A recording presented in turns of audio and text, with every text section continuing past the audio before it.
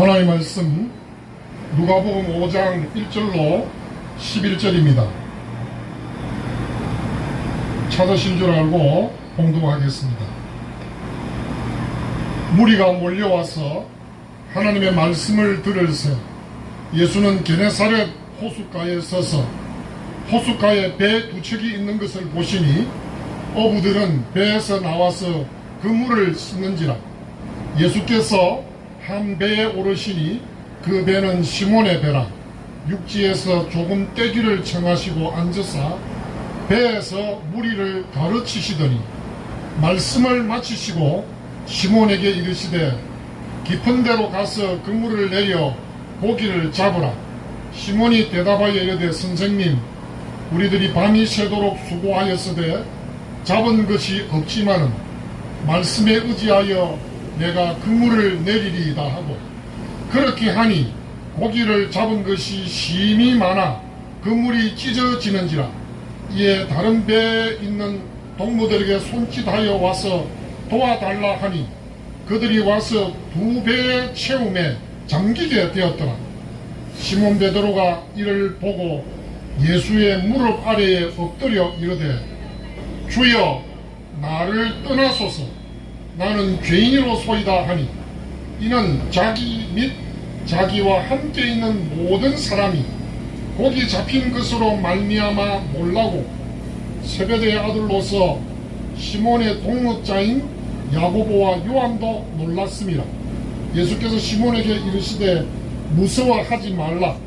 이제후로는 내가 사람을 취하리라 하시니 그들이 배들을 육지에 대고 모든 것을 버려두고 예수를 따르니라. 아멘.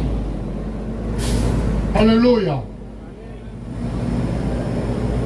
갈릴리 바다는 그리 크지 않습니다. 그래서 다른 성경 저자와는 달리 누가는 호수라고 썼습니다. 이방인에게 복음을 전하면서 이방인들이 그 이스라엘 좁은 땅 안에 있는 갈릴리 호수를 바다라고 하면 아마 호흡 치지 않을까, 이런 것을 배려한 표현이라고 생각이 됩니다. 갈릴리는 남북으로 21km, 또 동서로 13km, 전체 둘레가 53km의 크기의 호수입니다.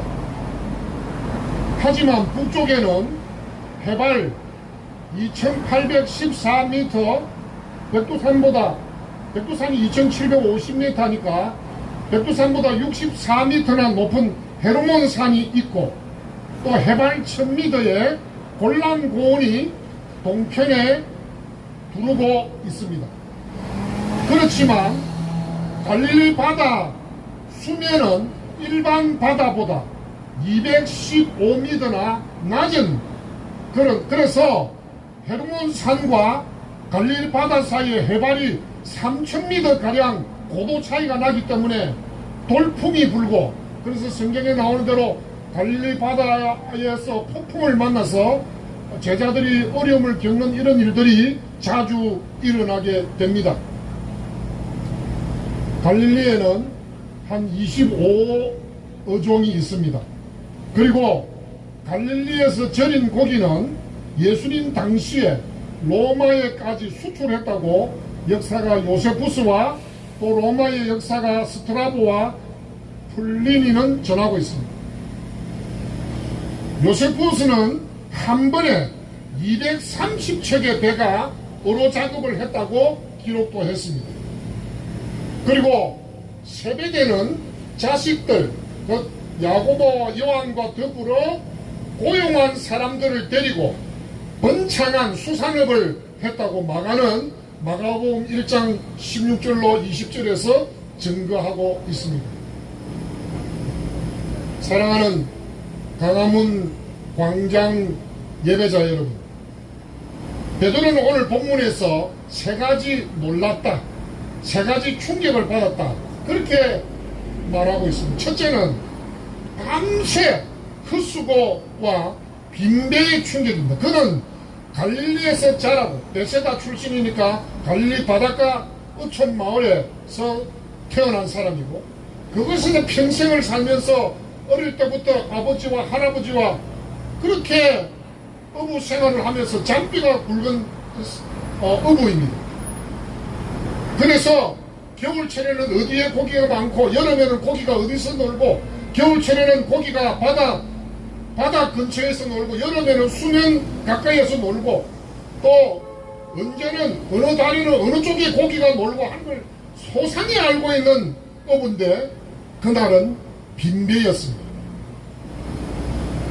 참 기가 찬 일이었죠. 둘째는 너무나 많이 잡힌 고기 때문에, 그것 때문에 놀랐는데 가만히 보니까 자신이 죄인이라는 것을 깨닫고 놀라버렸습니다.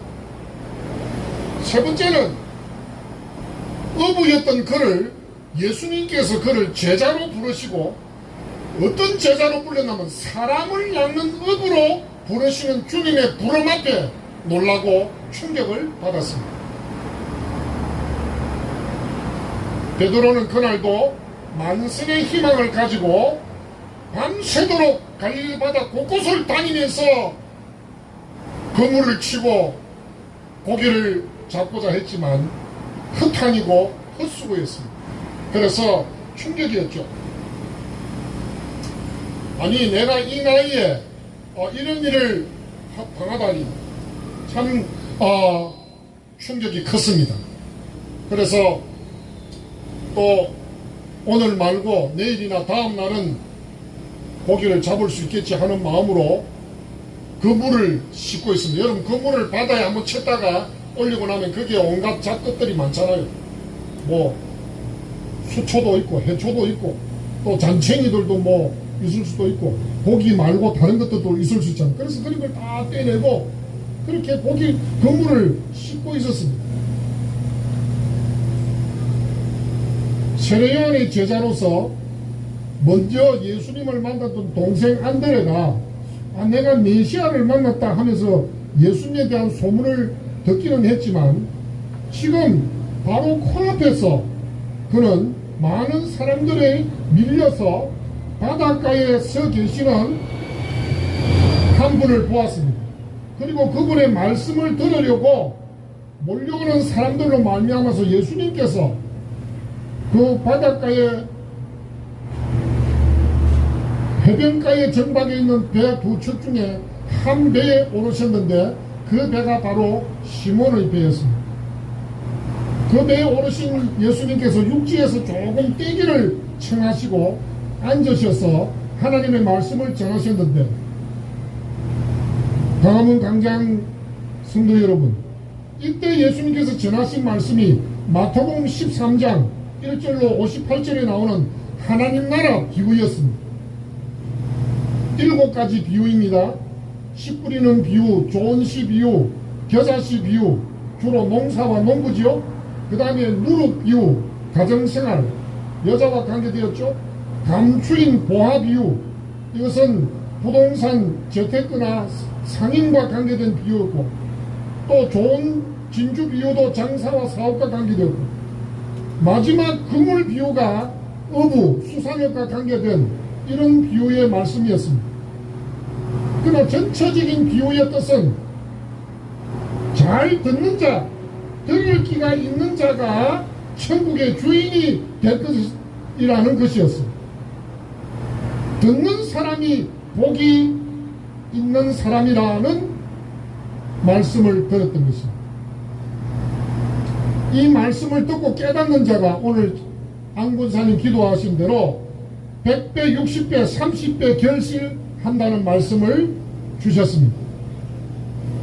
베드로와 안드레는 그물을 싣고 정리한 후에 예수님과 함께 탄 배에서 예수님이 전하시는 7가지 하나님 나라의 비유의 말씀을 들을 수 있었습니다. 예수님은 오늘 이장로님도 말씀하셨고 안건사님도 말씀했지만, 밤새 헛수고 빈대 헛탕 실패의 충격에 빠져있는 시몬 베드로에게 주님께서 찾아오셨습니다. 할렐루야. 시몬이 예수님 오십시오 초청한 게 아닙니다. 예수님께서 원하셔서 시몬의 배에 오르셨습니다. 이처럼 주님은 우리의 빈 배에도 찾아오십니다. 혹시 이 자리에 실패하신 분, 어제 당한 어떤 일로 말미암아 충격에 빠져 계신 분, 주님을 만나시기를 바랍니다.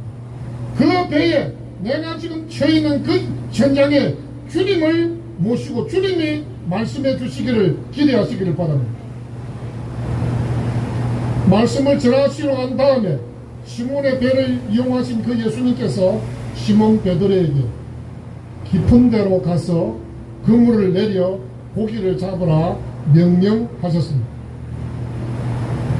베드로가 참 오늘날까지 이렇게 밤새 한숨도 안 자고 토끼 눈 되도록까지 갈릴리 바다를 훑으면서 고기를 잡아보지 못한 것은 엄청난 충격이었습니다.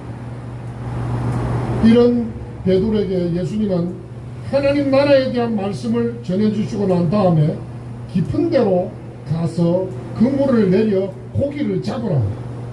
아니, 허탕치고 밤새 한숨 잠 못 자고 토끼 눈으로 열받아 있는데 누굴 놀리는 건가?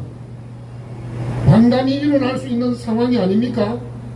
그때 시몬은 이렇게 대답했습니다. 선생님, 우리들이 밤이 맞도록 수고를 하였으되 얻은 것이 없지만 당신의 말씀에 의지하여 내가 그물을 내리겠습니다. 여기서 중요한 것은 수고한 사람은 여럿이 있는데 시몬 혼자서 내가 그물을 내리겠습니다. 순종을 결정하고 고백합니다. 한번 생각해 보십시오. 예수님은 어부가 아닙니다. 바닷가에서도 농사 비유를 주로 가르치시는 것도 특이했고 그날의 가르침도 주로 농사에 관한 것이었습니다. 나사렛 출신, 농촌 출신이고 목수였던, 그리고 바다에 대해서는 내가 당신보다 더 잘 알지, 내가 인생을 당신보다 더 많이 살았지, 이렇게 생각할 수 있었습니다. 하지만 바다를 지으신 분이 주님이십니다. 고기를 창조하신 분이 주님이십니다.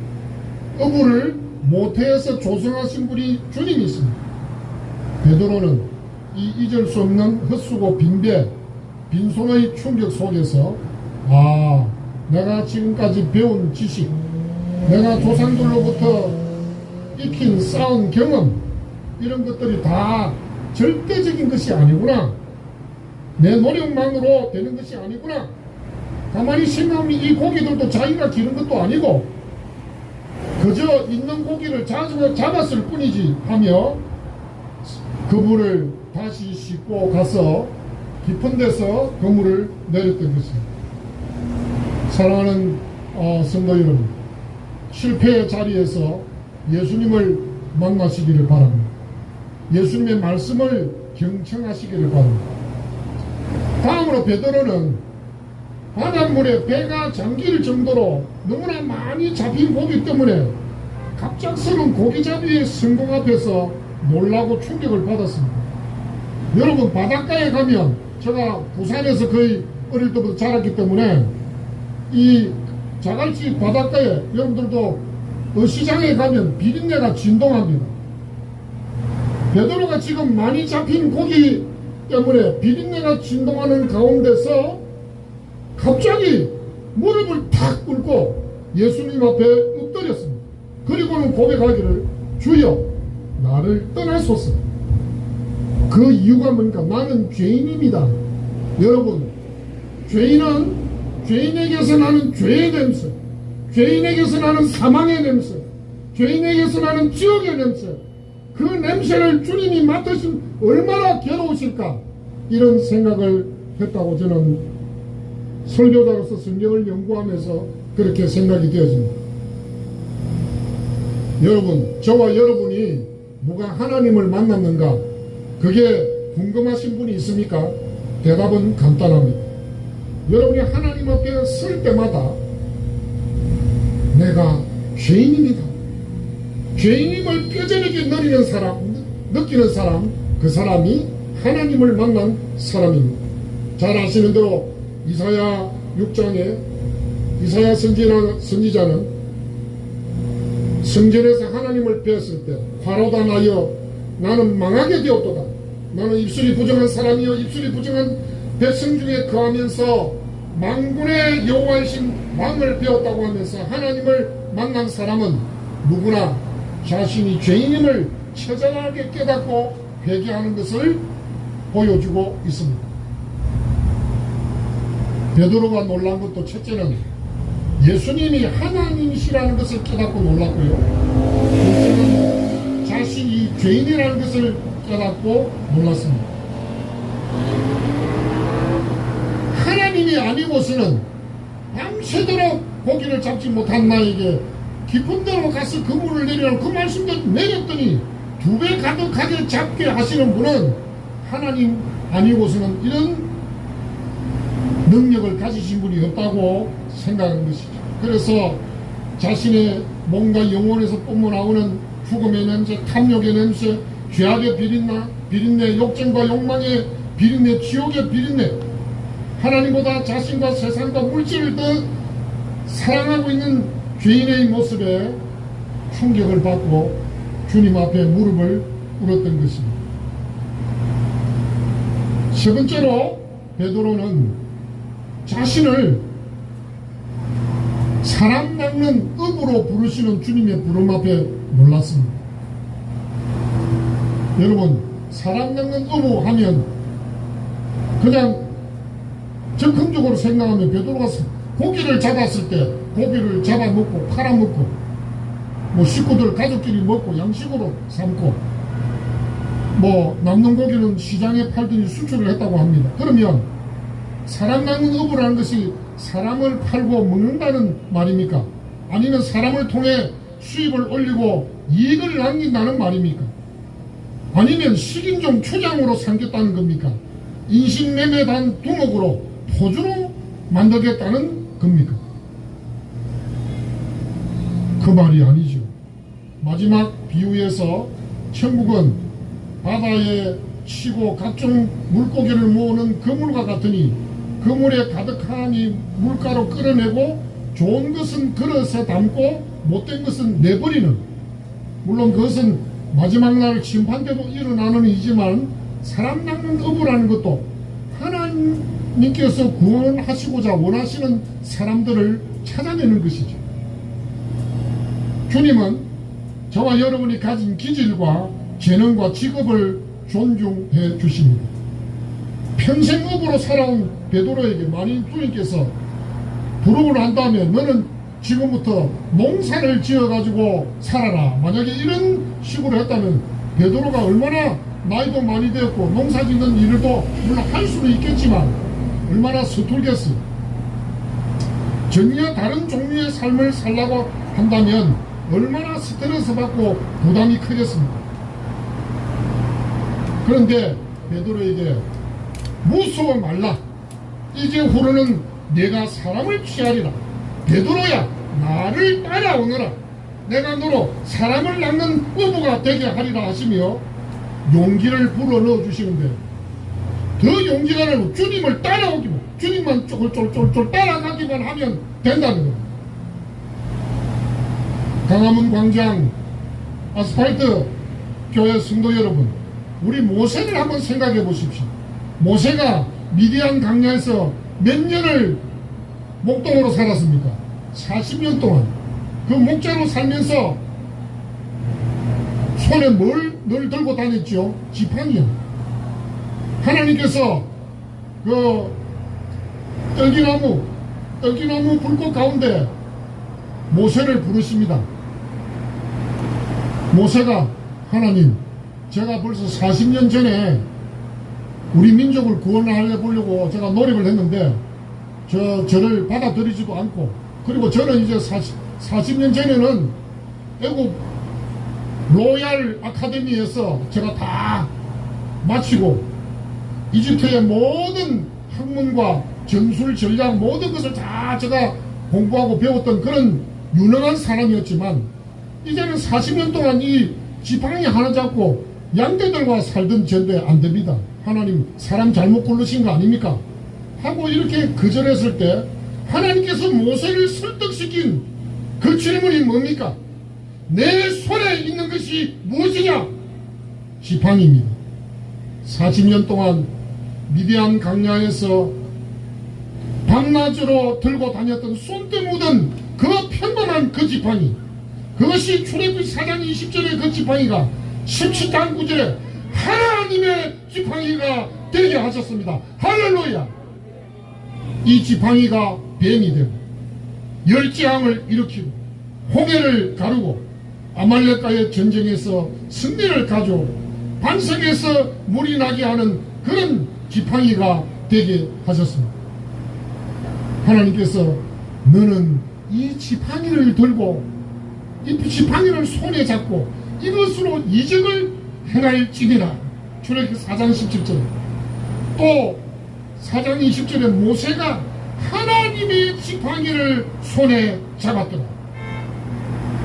모세가 40년 동안 들고 다녔던 그 지팡이는 하나님의 지팡이가 되게 하셨습니다. 그래서 지팡이만 들고 행하라는 하나님의 부름 앞에서 모세는 하나님께서 맡겨주신 사명을 더 이상 거절할 수 없고 그 부름에 응할 마음의 자신감을 얻게 되었습니다. 그리고 정말로 그 지팡이를 들고 출애굽의 위대한 사명을 수행했습니다. 여러분, 베드로로 다시 돌아옵니다. 베드로도 내가 사람을 낚는 어부가 되게 하리라. 예수님만 따라가면 평생 어부로서 살았는데 어부의 마음을 가지고 하나님이 원하시는 사람들을, 그래서 여러분 갈릴리 바다 조그만 데서 어부로 살던 베드로를 예루살렘과 그리고 갑바도기와 또 아시아 비두니아는 터키입니다. 그리고 로마까지 출하하는 원양 어선단의 단장이 되고 천국 원양 선단의 어부가 에게의 지중해 갈릴리 바다에서 에게의 지중해를 건너 천국 원양 선단 어부가 되게 하셨습니다. 할렐루야. 실패와 실수 중에도 주님을 만나는 믿음의 삶이 이렇습니다. 절대 주님 버리지 않겠다고 큰소리 쳐놓고 세 번이나 주님 부인하고 닭똥 같은 눈물을 흘리면서도 주님을 끝까지 붙들었습니다. 코바디스 도미네, 로마에서 주님이 나타났을 때 주님 어디로 갔습니까? 그래서 로마를 향하여 다시 가서 순교당하고 주님처럼 똑바로 십자가에 바꿀 수 없다고 물구나무 서기 십자가에 매달려 그의 생을 마쳤던 베드로였습니다. 예수님의 모든 제자들이 다 이렇게 자신들이 그동안 살아오면서 잘하던 일들을 주님께서 통해서 주님의 일을 하게 하셨습니다. 여러분, 12제자 중에 지금 여러분들처럼 애국자, 특별한 애국자 2명이 있습니다. 누구지요? 셀로딘 시몬, 그리고 가론 유다도, 가롯이라는 것이 지역 이름일 수도 있지만 학자들의 연구에 따라 보면 이스카리옷 유다 해서 시카리, 몸에 당금을 지니고 다니면서 로마에 충성하는 사람들을 암살하는 이런 암살단 부류에 속한 사람으로 봅니다. 예수님께서 제자들 중에 애국운동에 전념하고 있는 사람도 2사람이나 주님의 제자로 부르셨습니다. 그리고 여러분, 예수님께서 부활하신 후에 승천하시기 전에 제자들과 만나셨을 때 제자들이 주여 이스라엘 나라를 회복하심이 지금이 아니면 어느 때입니까? 이때입니까? 하고 물었잖아요. 12제자들도, 물론 가룟 유다는 그때 없습니다만은 11제자들도 모두가 다 애국자들이었습니다. 이스라엘 나라 회복에 관심이 많았습니다. 그렇기 때문에 이 자리에 하신 여러분들이 나라를 위해서 기도하고 나라를 위해서 애국운동하는 거 예수님의 제자다운 행동입니다. 할렐루야. 그런데 우리가 조심해야 될 것, 특별히 열심을 가지고 하던 열심당 시몬은 배신을 하지 않았습니다마는 시카리 출신의 한 사람인 가룟 유다는 자기가 생각하는 메시아 상에 예수님이 맞지 않는다고 예수님을 팔아넘겼습니다. 여러분, 우리나라의 독립을 위해서 일제시절 때 항일운동을 하고 독립투사로 살았던 상당 대부분의 사람들은 자유대한민국과 자유민주주의 국가를 위해서 다시금 헌신했지만 상당수가 공산주의에 빠져서 그 배신의 길을 걸어간 것을 우리는 기억하고 있습니다.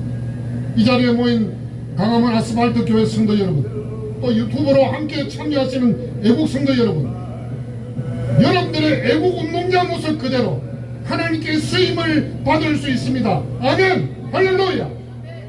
저와 여러분이 가장 잘하는 그 일을 통해서 하나님 나라의 일꾼으로 쓰임 받으시는, 그래서 하나님께 충성하고 영광 돌리시는 여러분들 되시기를 주님의 이름으로 축복합니다.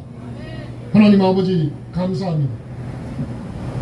베드로를 빈배와 빈손의 충격 가운데서 찾아오시고 만나셔서 말씀을 전하신 후에 깊은 데로 가서 그물을 던져라 해서 2배 가득 찬 놀라움을 주시고, 그 가운데서 베드로가 자신이 죄인이고 예수님이 하나님인 것을 깨닫게 하시고, 그를 또 사람 낚는 업으로 부르시면서 베드로가 갈릴리에서 고기 잡는 베드로가 아니라 예루살렘에서 3,000명 5,000명 수많은 무리들, 그리고 에게해와 지중해를 건너서 로마까지 가서 복음을 전하는 천국 원양 선단의 선양으로 업으로 삼으신 놀라운 사실을 저희들이 기억하면서 이 자리에 모인 우리들도 하나님의 손에 붙잡힐 때 40년 동안 미디안 강야에서 목자로서 양을 치던 그 지팡이로 300만 이스라엘 민족을 영도했던 모세처럼 오늘 이 자리에 모인 하나님의 백성들을 크게 주님 모시기 전까지 사용하여 주시고 쓰임받는 우리 모두가 되게 하여 주시옵소서. 예수님 이름으로 기도하옵나이다. 아멘.